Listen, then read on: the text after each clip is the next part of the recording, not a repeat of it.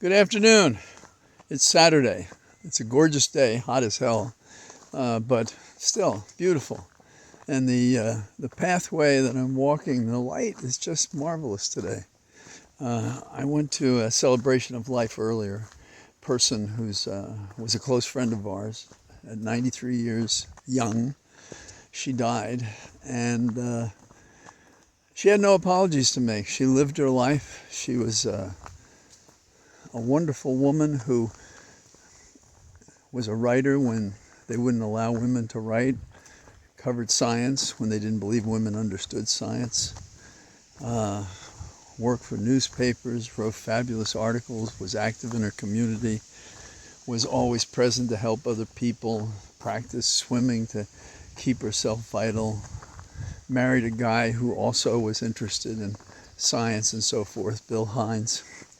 And today people came from all sorts of different directions to think about her and to talk to each other about her. And it was marvelous to see people in such a positive way about an individual who was the nodal point for so many other interesting people who care about each other.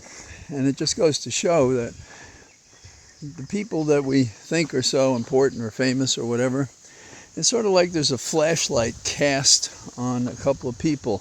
And in the shadows of that light, there are all these other marvelous people who we don't know and we don't hear about.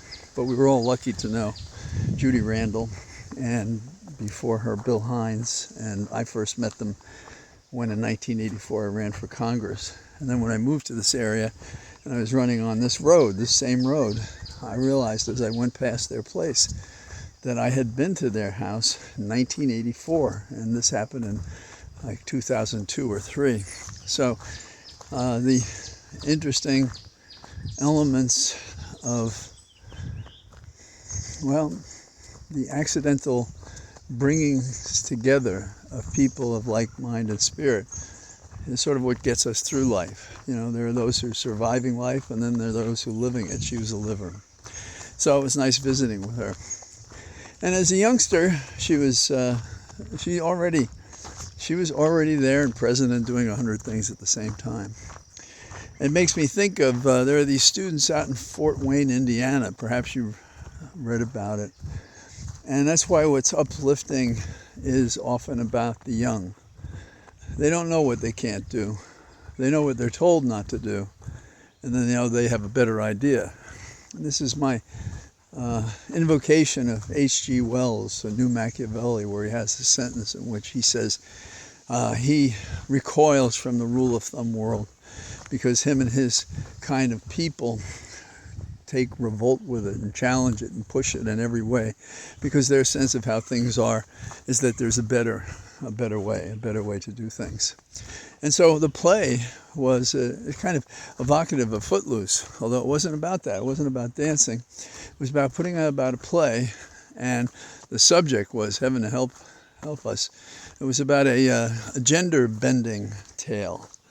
And they set it up as Robin Hood, and it was called Marian. And the parents objected to them doing the play. So what did the kids do? They went off campus. They got a huge hall. They got people supporting them.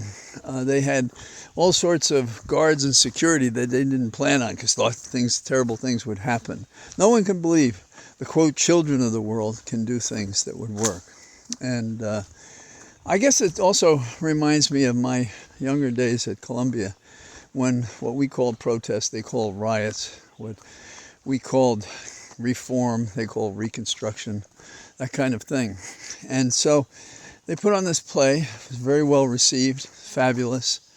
And what it says is, don't accept the no, especially when you're right. When it's about opening a window to other people and what other people think, let it happen. We have a world in which so many people are so afraid of so many things and lock themselves into rule of law and terrible compromises that hurt people. It's just astonishing. This doesn't take advanced intelligence to understand how we should be one with the other.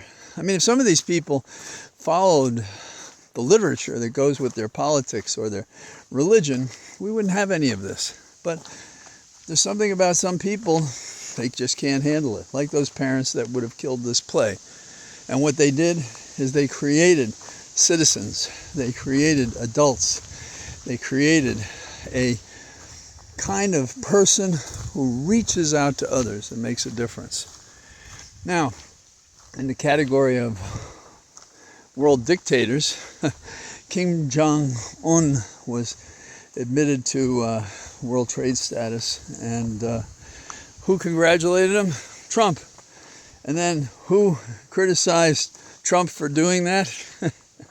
Certain Republicans, including DeSantis, these hypocrites. That's the way our world is. We have, in politics, so many people who just calculate what will get them to the front. I don't know if they believe any of the things they say. I mean, just take Trump, for example. Trump to the front. Years before he ran in 2016, he had meetings, and the meetings were about, and it was with Bannon, was one of those advisors.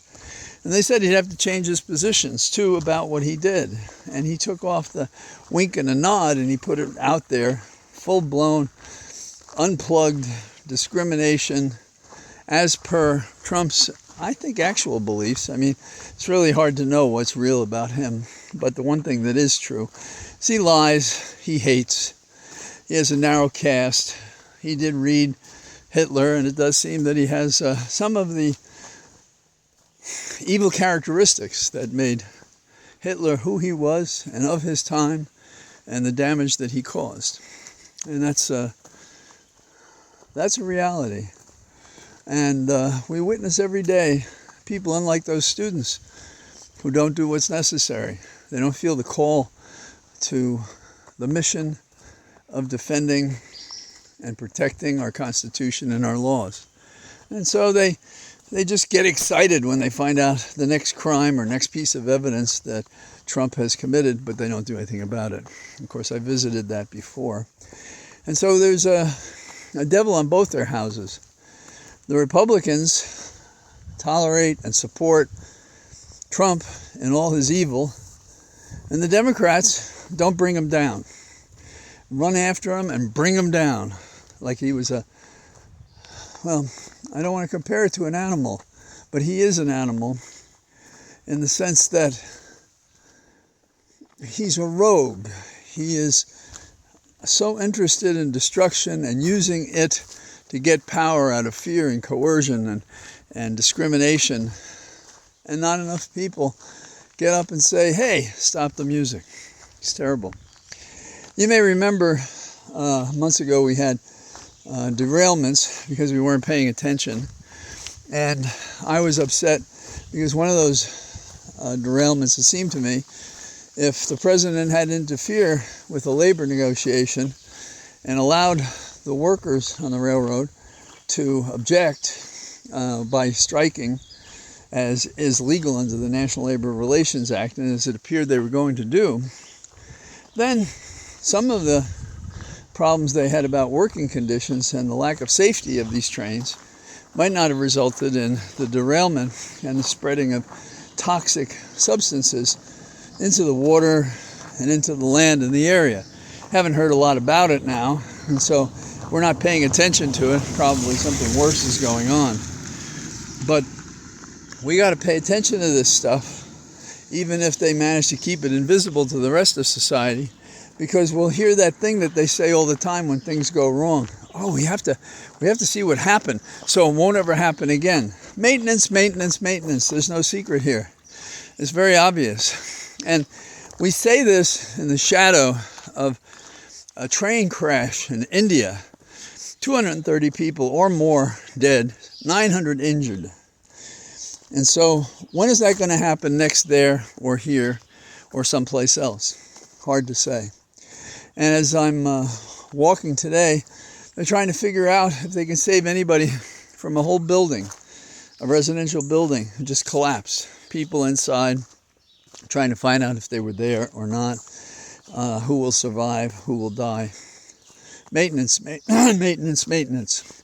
So that's what I got today. The best part of the day was sharing thoughts about Judy Randall, and thinking about her gifted husband who'd predeceased her by years.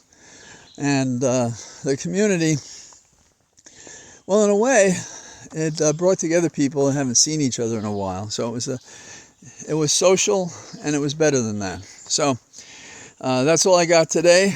I'm walking in my cathedral of trees, and with any luck, I'll be out tomorrow. All the best. Bye-bye.